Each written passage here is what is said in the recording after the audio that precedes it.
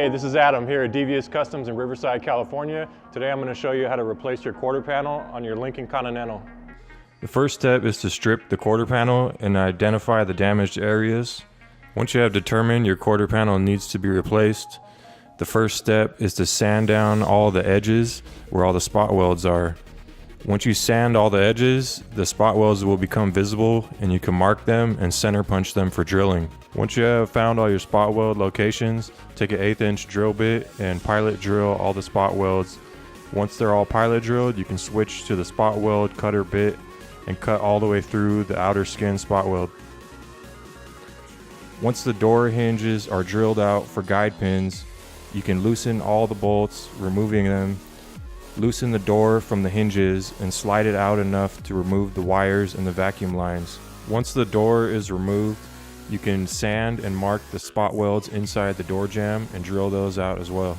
Before removing the quarter panel, you need to first remove the fuel filler neck that goes down into the gas tank.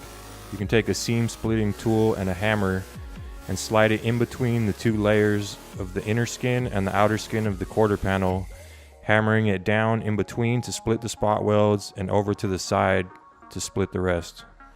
Once all the spot welds are split, the quarter panel is free. Use a hammer and dolly and hammer the edges flat so you have a flat, straight, even surface to weld the new quarter panel to.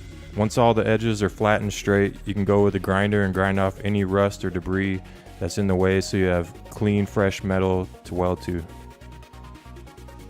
Install Cleco pins all the way around the edges to bring the two surfaces of the old quarter panel and the new quarter panel together so you have a tight fit for welding. Once all your pins are in place, you're ready to weld. Take your welder, your welding mask, your hammer, and your dolly, and you're ready to go. Once your quarter panel is completely spot welded, filling all the old holes, then you can remove the Cleco pins and spot weld fill all those holes as well. Once all your spot welds are finished, you can go back with a flap wheel on your electric grinder and grind down all your welds so everything is smooth and your moldings fit on nicely. That's it. We got all the welding wrapped up and ground down. Got all the doors fit back on. Your quarter panel installation is now complete.